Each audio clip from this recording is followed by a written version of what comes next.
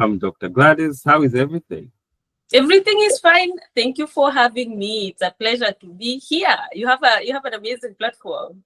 Thank you so much. I mean, I'm always very happy that when I have people that have joined their platforms and then they also get to join mine. It's always one of those. And the good thing is this time I'm not the one who is doing the talking. You are the one who is doing the talking, Yes. which is great for me. So I think we'll just start with who is basically Gladys. Let's start from there. Yeah, so this is very interesting, Doc, because literally I have a post. I have a post on LinkedIn queued up for next week. Yeah, because literally that is what people ask me, and then when I introduce myself, people are like, "Wait, what? I thought you said you are an author. I saw you promoting a book. I thought you said you're a podcaster. You've been talking. I've seen you on YouTube." So Gladys is so many things. I'm a I like to say multi-talented, multi-passionated, I think, person.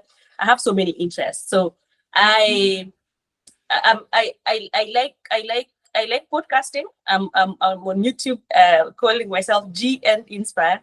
I'm an author. I've written a couple of books. My third book is starting to come out now. I am a consultant. So most of the during the week, that is like my most of my work is consulting. And then I also trained as an engineer. So I also like to introduce myself as an engineer. But I think above all, I'm a human being, a sister, a daughter, a friend to many people. So, I mean, there are a lot of things, and I don't think you just woke up becoming all those things. So let's start with the easiest, which is becoming a daughter. How did that come about? Where were you born? How did you grow up? And then we can get to the amazing things that you have now been able to achieve. How I grew up. So I was born and raised in Kenya. That is where I did most of my schooling. So let me just do a scheme and then feel free to take me back to whichever level you want us to expound on. But I was born and raised in Kenya. That is where I did my schooling all the way to undergrad. I studied mechanical engineering in one of the top universities in Kenya. And at the end of undergrad, I got the Rhodes Scholarship that took me to the University of Oxford. I did my PhD there. And then at the end of 4 years, as you know, it tends to get boring at some point. Like you've been studying one thing for 4 years. So at the end of those 4 years, I was like, I'm done. I'm done with the UK for the moment. And I'm done with this thing that I'm studying. I want something else. And around about that time, I got to know about Schmidt Science Fellowship. And so for anyone listening who has a PhD in STEM, they only take STEM fields, unfortunately: science, engineering, maths, technology, etc. You can look it up, Schmidt Science Fellowship. So I received a Schmidt Science Fellowship that took me to, or brought me to the US across the pond. And I found myself at MIT. And then, that is pretty much what happened. And I found myself in the US. And then I don't hide, but towards the end of my postdoc, I met midlife crisis that kind of it just made me to pause, reflect, and ask myself so many questions. And in that process, I decided to take a gap year. It was supposed to be 1 year, ended up taking around 3 years, sort of a career break. And I spent most of that time in Nairobi, but I was mostly traveling as well. I traveled to like 13 countries. That is when I launched the podcast. So that is what happened. And then now I'm tinkering or entertaining a new career path. I'm not sure where this leads, but I guess we'll come back here another time to reflect and see where that leads. All right. I think we are going to work in reverse then. I'll start with the career break. It's not one of those things that you hear people say, I decided to take a career break at postdoc. And I mean, with the understanding that, postdoc is more seen like you're trying to establish yourself, and you took a career break at that particular time. Do you want us to take us through that experience, how you came to that decision? Do you regret that decision, and so forth? Very good question. To answer your question briefly, Or in one word, no, I don't regret. And in fact, I think for some of the guys who follow me on LinkedIn, I've actually been encouraging people to take career breaks, even if it's just 3 months or 6 months, where I like to call it where you have empty mind, no milestone, no email, no to-do list. It's just you and your thoughts and whatever you want to explore during that time.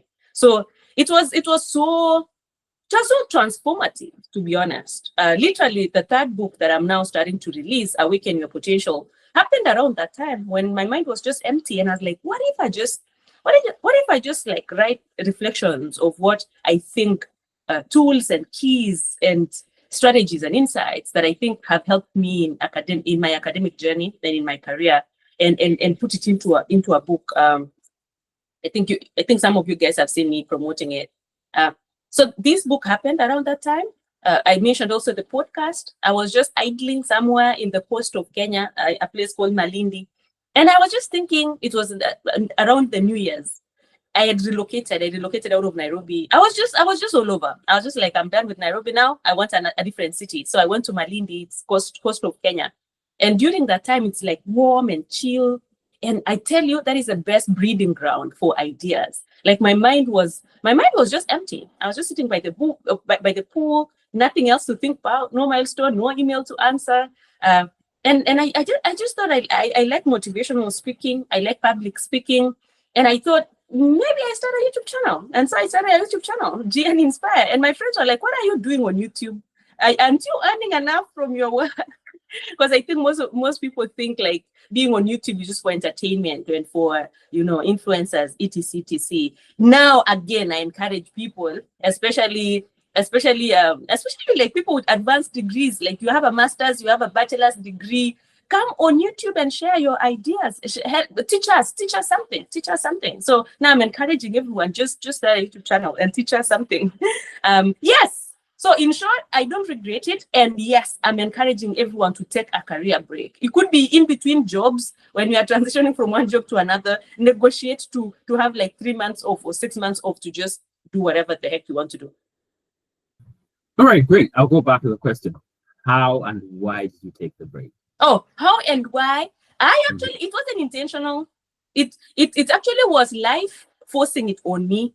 It was on the night of my 31st birthday.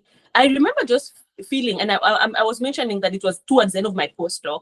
I was literally recruiting. I had gotten a position to be an assistant professor, and I was warming up to that idea. But at the same time, I was like, I'm not sure. I'm not sure if I want to stay in academia. I'm not sure if I want to stay in university. I'm not sure if I want to do something else. There were just like so many things, and I keep saying, if you've never met this midlife crisis, 100% I can bet my money on this, it will come. One point or another.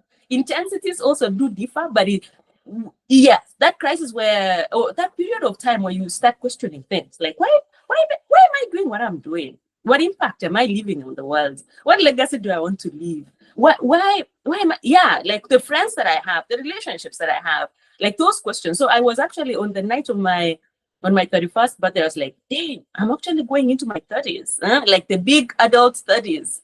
And I was just questioning so many things. And that night I just decided, I remember just emailing my professor the following day and telling her, because we had agreed to extend my contract for 1 more year, my postdoc contract.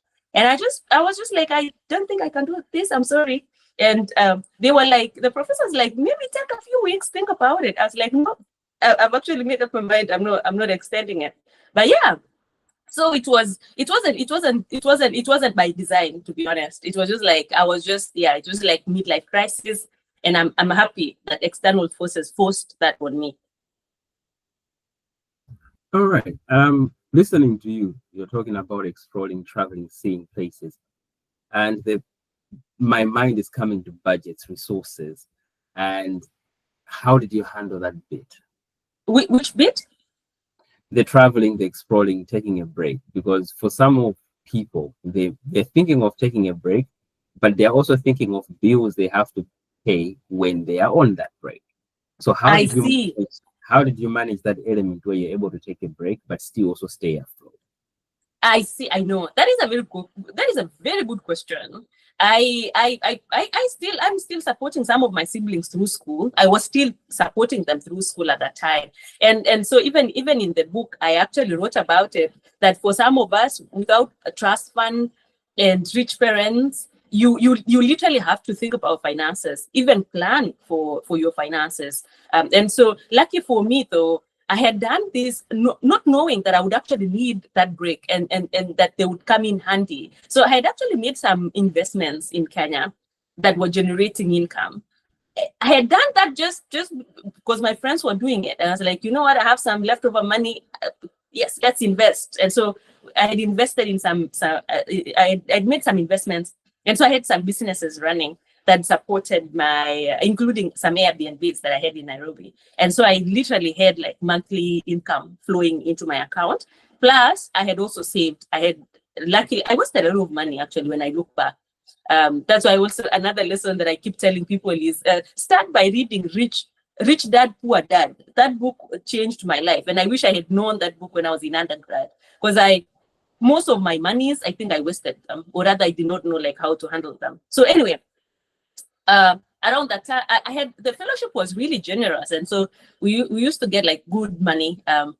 Smith Fellowship paid us slightly above $100,000, and so if you planned yourself accordingly, you could save or invest. So yes, to answer your question, I think that is something. If you plan accordingly and then like invest and save, if you know you really want to take that break, then it will be possible. So that is what helped me in my situation. All right. I'm always interested in the issues of finance. That's why I asked that question. And Yes. the more you keep talking, the more I'm like, I think we should dig a little more deeper to have that understanding, because I'm thinking you are 31 at that particular time, which means you started investing earlier. And I come from a context where sometimes people think of investing when they are going towards retirement. Can you just speak about how you came to that decision? You are young, postdoc, you're enjoying your life. This is a time where exploring.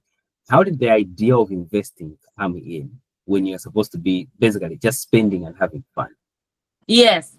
Oh, goodness, please, guys.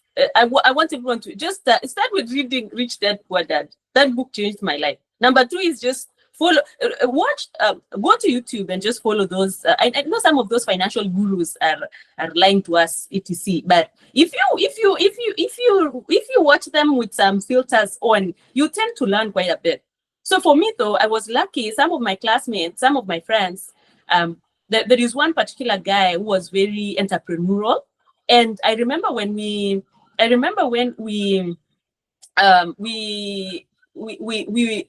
so I think when we got our first jobs, right? And I think people were thinking about buying cars, right? This guy bought a car, and then instead of driving the car, he put the car in Uber, which was weird. And then he bought a bicycle.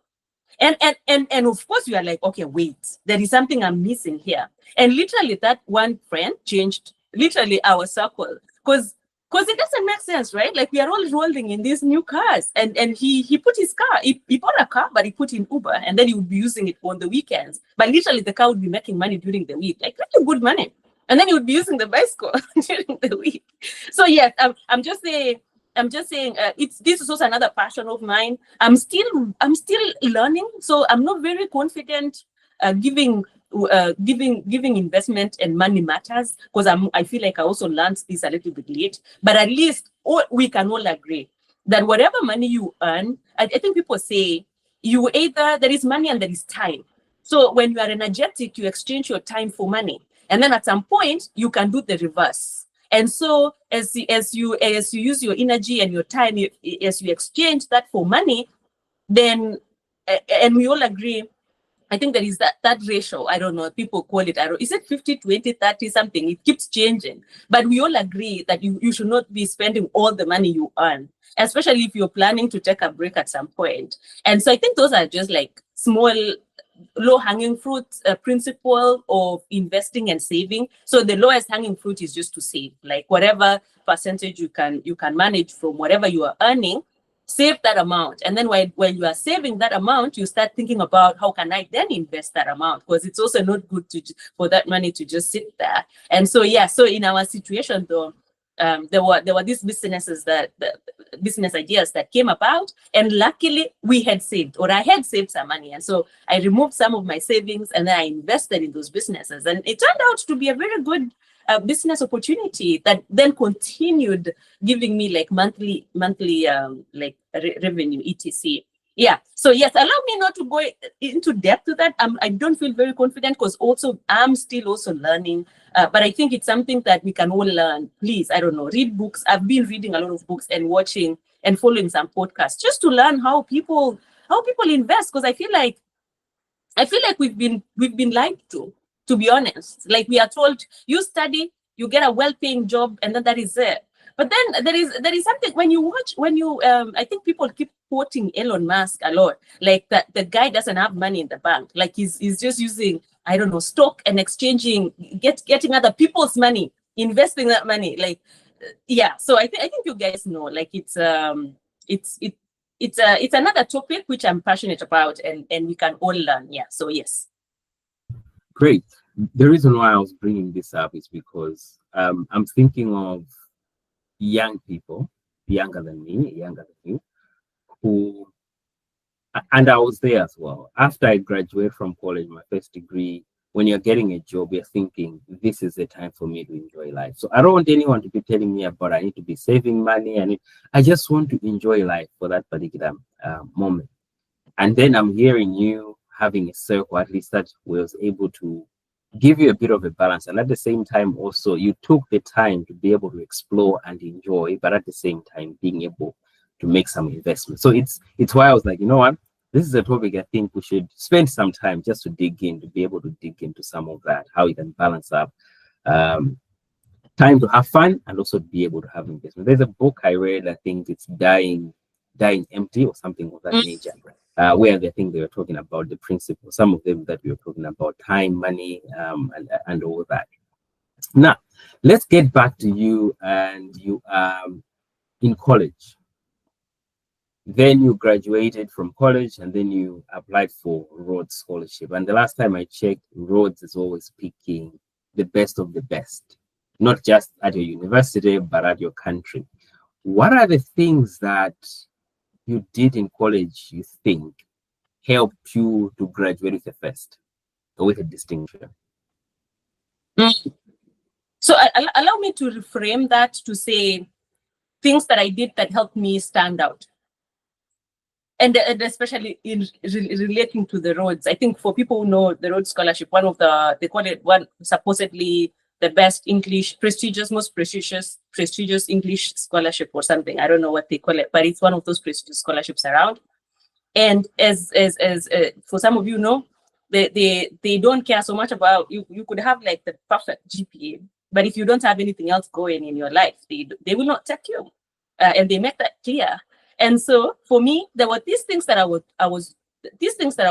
I kept doing, most of my passions and talents, like I mentioned before. And I'm so happy that the schools that I went to and my teachers, my parents supported me through all those. Because I think some parents are very, and rightfully so, some parents are like, I'm paying a lot of fees, you better get A's. And then I think we forget that, especially now, like those A's, they're no longer enough. Like the world is quickly changing and we need a well-rounded person. And so for me, in uni, you asked, some of the things that I did was just to be curious and explore all my talents. So one thing I was doing really well in class. I really enjoyed the course. I did mechanical engineering and I loved it. If I was to go back, I'll still do the same course. And so I loved my course and I gave my best. And so I keep mentioning, I scored really high. I had 75 A's and 5 B's out of 8 units that we did. It was kind of an add-off. Like people are like, that is, in an engineering class, you cannot get more than 50 A's or whatever the number they had given us, like a limitation kind of thing. And so I keep mentioning this to brag a little bit, but also to say, excellence has really helped me. Like I made a post sometimes back and I said, for some of us who don't have sponsors in high places, we only bet on God, on luck, and on excellence. You just give your best and you hope that there would be something that opens, something opens up. And that is what I did. And so, yes, if you are like me and you don't have people who can mention your name in high places, bet on excellence. So that was number one. And while I was pursuing those A's, some of, rightfully so, like some of our colleagues, senior colleagues were like, you know what, if you're planning to go into industry, I think at that point I was open to either going for postgrad or going into industry. We were told when you go to industry, skills will matter more than grades, and rightfully so, right? Like once you get in, like what will make you get promoted are now like the skills you develop. I don't know why I kept pushing for those A's though, but when I look back, I'm happy I pushed anyway, because then Oxford came as a result, Rhodes came as a result, and my life changed, was transformed. So that was number one. The second bit was just, and I like saying, I wrote in the book that I'm encouraging everyone to explore your passions. Just explore. You just never know where they may lead. So for me, I'm still passionate about track. Right now, I mostly just play soccer. So I loved soccer. I loved running. I loved leadership. I was a class president the entire 5 years. It wasn't a paid position, and it was just a lot of charitable work. Like I was the one tasked to like literally like liaise between my classmates and the lecturers, and it was a lot of work, like organizing those extra classes, collecting assignments. We used to do a lot of handwritten reports and assignments, like collecting like 80 reports and taking. It was a lot of work, but I just loved being. Some of my friends say it's not like I love leadership. It's like I just love bossing people around. I don't know, whatever it is, but I'm a thoughtful boss. I can boss people around, but thoughtful. Anyway, so I was really passionate about leadership. I love organizing and kind of leading people. And so that is what I did. So I followed my passions through track, soccer. I represented my uni in 2 editions of East Africa University Games. I, at some point, represented my uni at the International Students Festival in Norway. For some of the students in the room, they should definitely look it up. ISFIT is fit. Yes, and so early November, chilly November, Nairobi weather, seated across a long panel, serious-looking, highly accomplished Kenyans. They asked me, outside a very strong GPA in mechanical engineering, and by the way, congratulations, what else are you bringing on the table? And so I went on about how I'm passionate about leadership and how I led my class. And I got a lot of recognitions for that. How I'm passionate about track and soccer. And I collected so many medals, like around 12 medals throughout my time there. And they were like, okay, you know what? Say no more. And that is how I was elected as we were 2 scholars elected from Kenya. A Rhodes Scholar selected from Kenya in 2015, and the rest is history. So yes, so explore your curiosities. You never know where they may lead. All right. You had a lot going on. How were you balancing it? Because I know if you're training, just running, for example, yes, it's not as intensive or demanding as when you're training for track, for example, for international tournaments, and then you're also getting distinction. How are you managing all that? Oh, good question. And this is in Kenya. I don't know about Malawi, but in Kenya, parents, at least that time, like most parents were like, I don't want my kid to be doing soccer and whatever, because they will lose time, or they might not be able to then balance and get good grades. So that is a good question. There are many theories. To be honest, I'm not sure. I cannot pinpoint one thing, but there are so many theories. Two that I will float, which I actually think, because even right now, during the week, I work like 60 to 80 hours during the week. But where I get time to still do podcasting and do other things that I like, number one is passion. If you're passionate and if you love what you do, you will create time. And this is the analogy that a friend of mine, we were discussing with a friend of mine. Have you ever fallen in love and you are busy, but you will get time to call that person every day, to text that person, even if it's during the bathroom break, you will get time. And then sometimes you are with someone you don't really care about. You will not have time. The excuse you will give, like, I don't have time, I'm busy. And so that if you love something and you don't want to drop it, like this is something that like right now, my YouTube channel, I love it. Like I literally sometimes I record on the go, like when I'm transitioning, if I'm traveling, I literally just look for a quiet place. Yeah. So if you love, I think if you are passionate and love something, you will create time. Number 2 is Parkinson law, Parkinson law, Parkinson law. And the law states that the task at hand will expand or shrink to fit the time allocated. I'm sure we've all told ourselves, if you have a deadline, if you've given yourself a deadline to finish whatever you're doing throughout the weekend, like I'll do this over the weekend, the task will stretch over the weekend. But if you tell yourself, I'm traveling on the weekend and this thing has to be done before I sleep on Friday, that thing will be done before you sleep on Friday. Of course, there are exceptions here and there. But by and large, if you allow 1 week for a task to be completed, it will take 1 week. If you allow 1 day, and so I remember so many times we used to travel. Literally, I was out of school. I missed so many classes actually, but it's good I was in good relationships with those lecturers. I would literally, and they knew that I was not wasting time. So literally there were so many, if there were like continuous assessment tests or exams done on Friday, I missed most of those. And I had to, because we used to travel for soccer and for athletics on Friday. And I was literally, would come back from soccer travels, and then next week I'm out for athletics, for running. And I would just tell the lecturer, I cannot miss. Like I want to play soccer, and I cannot miss. Can I please come and do the continuous assessment test when I come back? And literally, I would just be sitting alone in a big hall doing makeup cut continuous assessment test because I missed. And I'm mentioning that to say, if there was an assignment to be handed out on Thursday, because I knew Friday I'm traveling, we were traveling most of the time Friday afternoon. Believe me, like there was no option. If I want to really travel on that Friday, the assignment or whatever needed to be done, I would finish by Thursday. Whereas my colleagues who would be on campus throughout, you would be like, you know what, I'll finish on Friday or I'll finish over the weekend. And then literally, the assignment will be done, but mine was done by Thursday. Theirs was done throughout the week. So anyway, Parkinson law is really powerful. And yes, so those 2 things I think helped me to balance or to manage time. You have to be pursuing things you love, you're really passionate about. And number 2 is just know that whatever time you allocate, the task will either shrink or expand to fill the time you create for that.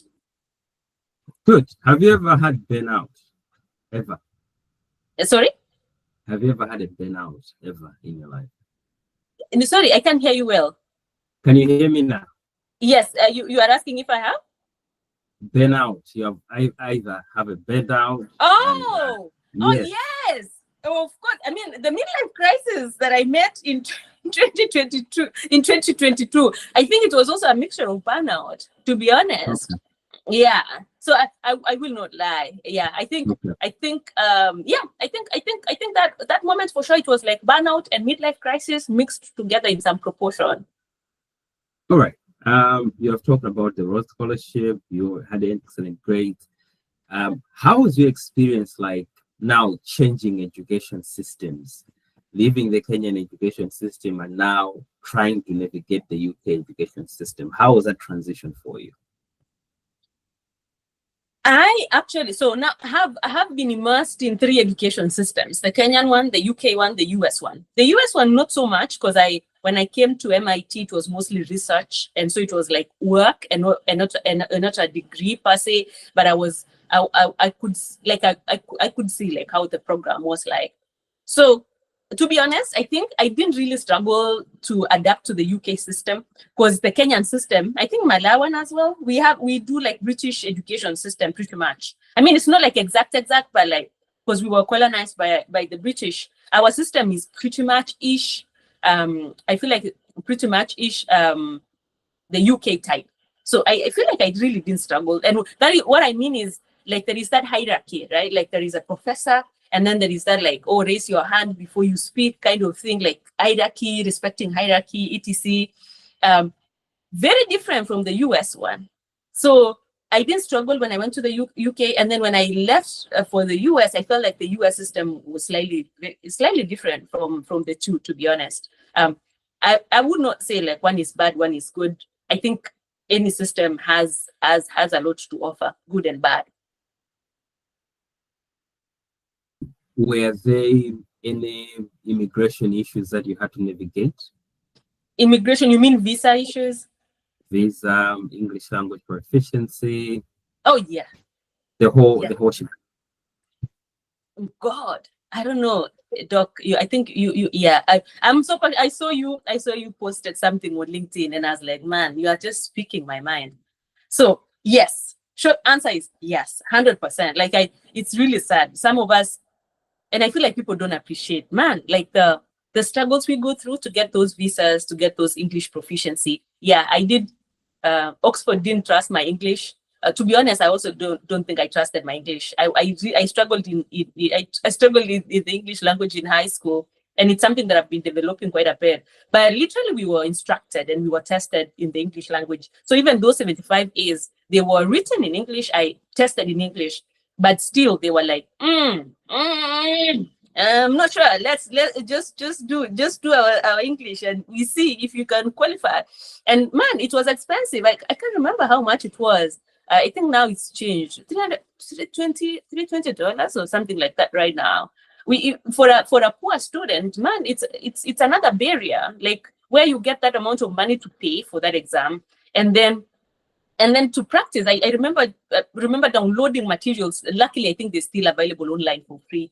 So, but then like getting time to practice. I practiced, I think 4 months continuously, like reading like a student every evening after work. And then I set for those exams. And I think they wanted 6.5. I did IELTS. And I think I got in some components 7.0, the other one 6.5. But yes, so I did, sadly, we have to go through those. I don't understand why things haven't changed, but yeah. And then also visa issues. My first visa to the UK was denied. And yeah, you just reminded me so much struggle we've gone through. And I had to reapply. And the whole reason why it was denied is because I didn't have anyone who had traveled abroad. Like I didn't have, you know now, like my siblings, my younger siblings, if they want to travel, they would literally just ask, and I'll tell them which websites to get things, like how to get things, etc. I didn't have someone to consult. And so I did kind of blind checking the requirements, or like whatever was required. And I missed the website that I checked. I realized later it wasn't like official website. As you know, I mean, I'm sure the Gen Zs will be laughing at me because now the internet is there and we are used to Googling things and kind of detecting scammers or scammy websites. That time I did not know. So I just read from some random websites. Later I realized it wasn't like official Home Office website. And whatever they had listed, the documents they had listed on that random website that I checked, they forgot to mention the TB certificate, especially because if you're staying in the UK for more than 6 months, you needed it. And so I missed the TB thing, and I made my applications. I think I was in Kenya. I'm not sure if they are now processed in Kenya, but I think they were sent to Pretoria. And after 1 month-ish, I'm told, come and collect your decision. And so I collected my decision, and I was excited. I had told everyone. In fact, I had done like farewell party in the village, telling guys, bye guys, I'm going to the UK. And then my decision said, sorry, we need your TB. And so you have to redo everything again and pay again. Wow. And I was left with 1 month, I think, to the start of the course. So I had to now look for money to expedite the process, because like I had made like accommodation plans in the UK. I had not booked the flights, but like everything else, the matriculation was happening early October, and I was not going to miss. So anyway, just to say, I salute most of those African students coming from, and maybe some other places. We have so many restrictions. We go through a lot of loops, man. Like by the time we settle in those institutions, and then we have to prove ourselves again, it's just a hassle. I like the last part, where we have to prove ourselves again and again and again and again. How have you managed that bit in your life generally? Proving myself. Yeah, again and again, when you walk into a room, when you are teaching, with every other new room that you find yourself. How have you managed it? My goodness, I think now I'm immune. I don't know if it's good or bad, but I'm now immune to it. No, not really immune, but like I now expect it. So I don't know if it's good or bad. I literally now, I walk into rooms and I just know that people will need me to prove myself. And and maybe it's a survival mechanism. I don't know what it is, but now I just know that people will doubt me. More people will doubt me. But before I knew, it used to hurt me, or it literally almost made me change my path. An example is when I joined, and it's okay. Let me give the example. When I joined campus in Kenya, I think we were 9 women in a class of about 80. I was intimidated. Like, this is Kenya, but I was still, it was intimidating. My school was a small school. My high school was a small school compared to like national schools. And so there were these guys super confident, and I was already feeling timid and small, and like maybe I felt like an imposter, like I don't belong here. Literally, you are few women, and then you also like the school ranks. I don't know if you have that in Malawi, but like there is that. I came from a bigger school, from a national school, and you came from a smaller school. Those ranks things. And then a classmate asked, I don't genuinely, to be honest, I even don't blame him.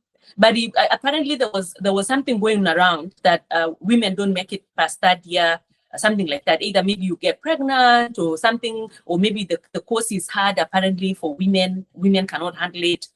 And yeah, it was genuinely concerned, like genuinely concerned. It wasn't even like in a bad way. It was like, why did you choose this course? Or were you selected by mistake? Like genuine concern. And I just remember feeling, I left that class as like, by the way, man, maybe this is a mistake. And so I was tiptoeing and literally just waiting to see what grades I'll get in the first year. Anyway, at the end of the first year, I was like, I think I can push this thing. I'm told that here is the ceiling. So let me push it and see how far I go. The rest is history. 4 of those women graduated with first class honors actually 5 years later. So just to say, just to say someone's opinion of you, let me preach. Someone's opinion of you doesn't have to be your reality, please. So anyway, another thing that I like to say is where I grew up in the village, a patriarchal society, literally every major decision made at home, the girls and my mom, like women just get out of the house when an important decision is made. And so I just grew up knowing that my voice doesn't count, and that is not a good thing. And so now you find this classmate asking that question, and you are already like, okay, maybe I don't belong here. Maybe I'm not even smart enough. Anyway, when I graduated with first class honors, I became a Rhodes Scholar, and now all of a sudden in the UK, people are like, "Can we have Gladys say something?" And I'm like, "Okay, wait, okay, you want to say my opinion matters?" And so slowly by slowly, I built my confidence. So by the time some of my classmates at Oxford were questioning, because I was the only one from an African institution in my lab at Oxford. I was the only Black woman in that lab, and so those things people will not say outrightly, but you would see, like someone would go around asking people their opinion on a research topic, and then they literally skip you, like it's subtle things they even don't know they are doing. But they are just like, there is even no need to ask this person. Or just maybe they just don't know how to interact with a Black woman, because maybe they've never interacted with a Black woman. I don't know, whatever it is.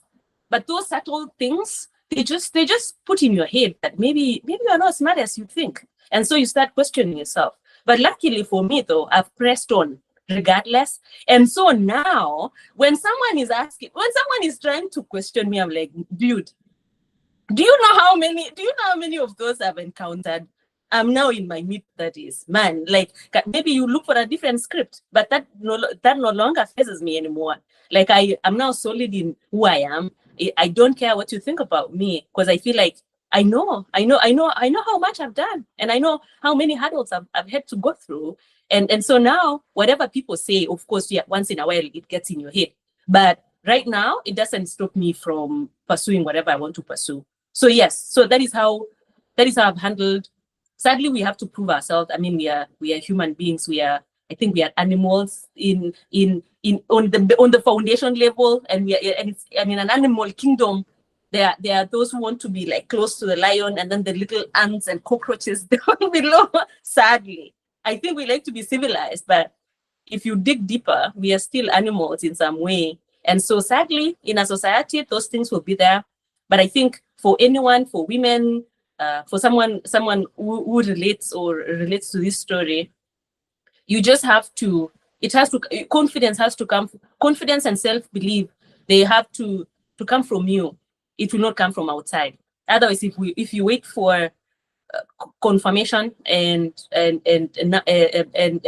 praises, and if you wait for people to tell you you can, not many people will tell you can. So they have to come, that confidence and believe in yourself, they have to come from within. I'm looking at the time, which takes me to your books. You wrote your first book. How did that come about? The first one? Yes, the very first one. The first one is the Bold Dream. Yes. I co-wrote with a friend of mine, Dr. Gladys Ngetich, and how it came, we were playing pool. He was literally teaching me how to play pool. And during that process, we were in Linacre College at Oxford. We were hanging out. I think it was something, I don't know what it was, but we were hanging out with other friends. And during that moment, I don't know, someone said something, and we were like, man, the far we've come. Because I think we had similar educational journey. He's a medical doctor himself, and I think he went on to World Bank later. But then we just decided we should just sit down and write our and reflect. Just sit down. That is what I like to do, like reflecting and seeing what helped me. So we sat down. We decided to sit down and reflect. We literally did first person narrative. Like there is a section that is Gladys speaking, and then there is a section that Alicia is speaking, and everyone is just talking about how we got here. We both became. We started like from small schools in Kenya. And then we found ourselves as Rhodes Scholars at Oxford at different times. I went there in 2015. I think Alicia came in 2018. And so we decided to sit down and collect all our stories into the Bold Dream. So that is how that came about. And we wrote that during the lockdown in 2020. We both had little time to spare during that time. And so that is how the Bold Dream came about. The PhD journey came about when I was doing my postdoc, and I was just reflecting also, because in Kenya, I don't know about in Malawi, but in Kenya, doing a PhD without a master's degree is still something that many people, right now, people don't believe it, or people have never heard about it. And I remember also the PhD, going the PhD journey, doing the PhD was another bold dream of mine. And because growing up, I didn't see like young women with PhDs in engineering. And so I always thought, and that is why visibility matters. I always thought maybe PhD is like for old, bald-headed, gray-haired men in their 40s. Because I think those are the most people that I saw with PhDs in engineering, right? So when I did my PhD and I graduated, I finished my PhD when I was 28. I defended in December of 2019. I was 28 years old. And I was just like, let me write this thing. Initially, it wasn't even supposed to be a book. It was just supposed to be just like mini reflections of how I applied, of how I thrived. Although my friends say, don't call it thriving, like call it surviving, because PhD, there is no thriving, it's surviving. So whatever it is, how I applied, how I thrived / survived, and then preparing yourself for post PhD. And so yes, and so I was writing. It was supposed to be a simple PDF to hand out to my younger siblings and my mentees. But yeah, it ended up becoming a really. Some of my friends decided to lease me or rent me their ideas as well. And so I ended up interviewing 15 friends of mine, and we all collected our stories. There are some of my friends who were like, I will never do a PhD, and here is why. And then some were like, I'll do a PhD, but I'll change 1, 2, 3. It's just beautiful when people reflect. So anyway, we collected all those insights, and then it produced, I think for graduate students, which I think most of your followers are, they should go to Amazon and look for the PhD journey. I think it's really good for graduate students. And then this last one happened during my midlife crisis, while I was wandering the streets of Riga in Vilnius, and and Windhoek, and I traveled a lot. Yeah, so those ideas just kept coming, and I always like to, I encourage people to journal. So whatever whatever idea comes in my mind, I just open my journal. It's an app on my phone, and I literally download whatever I'm thinking. So when I was wandering around, I was just like collecting random ideas. I even did not know at that point that I would write a book. And then I just decided, you know what? Maybe I just write a reflection of how this midlife crisis has turned out and what I've learned, etc. And so that is how this last one came about. Great. I think we'll now finish on a lighter note, because I'm looking at, we have about like 10 or 5 minutes. You talked about traveling. Why did you invest in traveling? Traveling? Yes. Why did you invest in traveling? Oh, if you've never traveled, you will not understand. So please just try and travel locally, regionally, internationally. Once you do, you will understand what that means. It's very, some of my friends were like, Gladys, why are you wasting money on booking? Some of those flights, man, they were expensive. Goodness, I remember I missed a flight. I flew to Ghana, and then I missed a flight, I think. I don't know what was happening. I attended a wedding, and I think we had so much fun. I overslept. Whatever it was, I missed my flight. And I had, intra-Africa traveling is also crazy, man.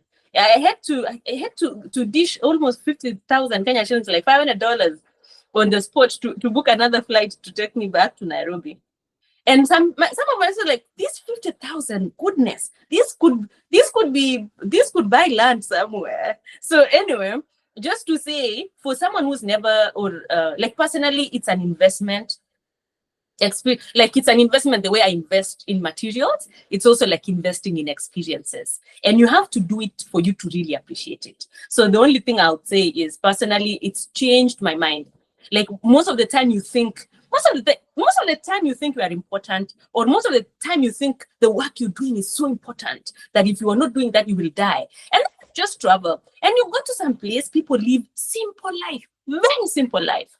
And then it just changes you. It just rewires your brain. Like people have different ways of living, or like just the world is vast and diverse. And it has a way of changing you, immersing yourself in different cultures, getting lost, etc.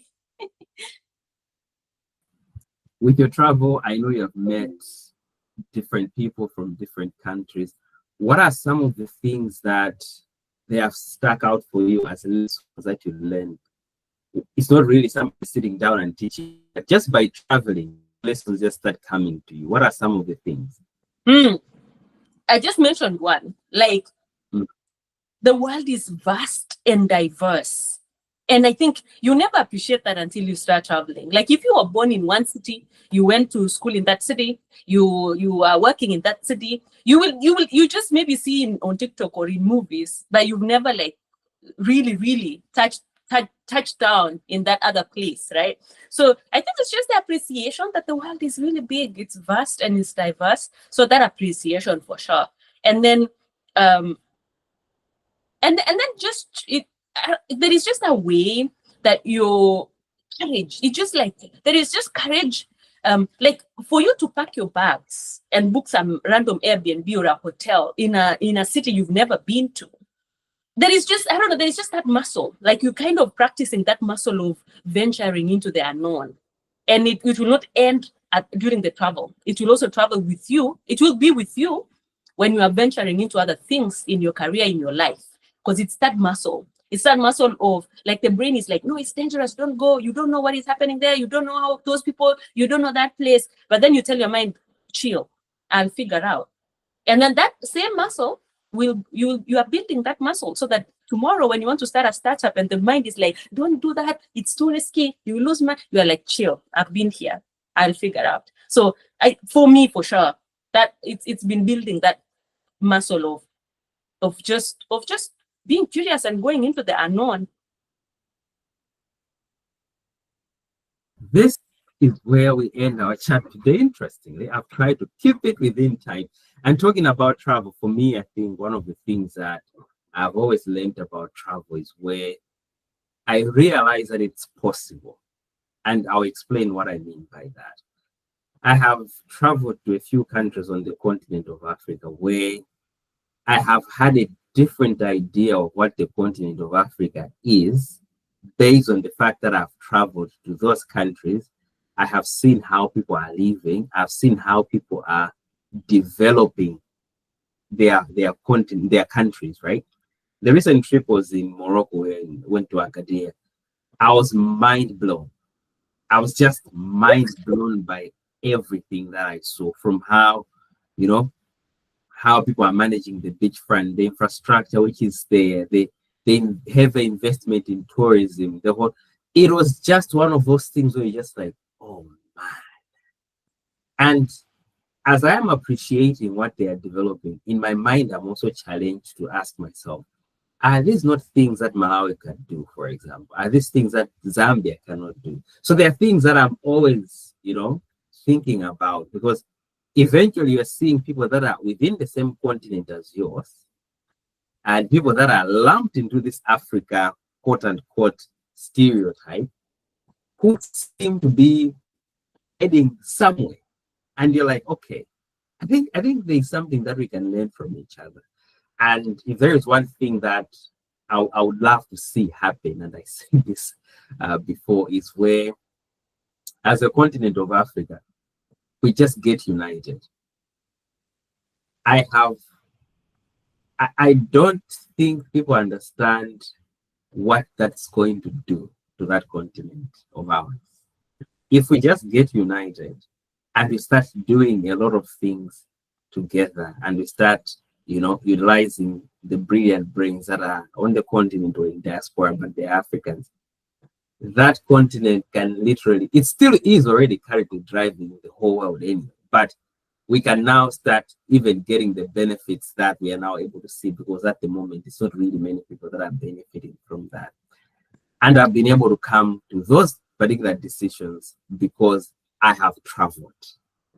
I have seen the other countries where I'm like, okay, I know people think of Europe as, but have you gone to this South African country to compare? Because if you go to this country, you might actually discover that you're better off in a country as compared to this trip to Europe. So that's usually what traveling has done to me. But anyway, thank you so much.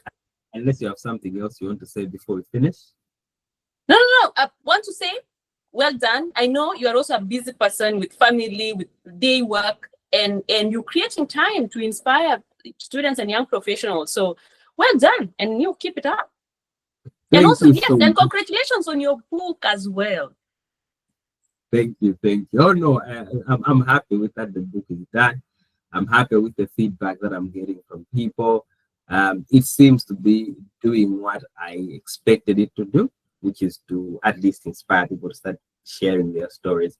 And I'm happy when I hear people like you who have even gone to book number 3 to be able to share your stories and experiences. Because let's be honest, the voices of people like you and me are missing in terms of what is published out there, either digitally or in print. And it also creates an impression that we don't have stories, which is not true. We do. So when I'm seeing that we are telling our stories and there are more people that are joining in, just as excited. Thank you for taking your time. I know you're a very busy person. You possibly have a million of other meetings that you have to attend. And my followers are also going to be very happy. I'll share with you the link afterwards, and I'll end the live stream right now. Thank you. Great.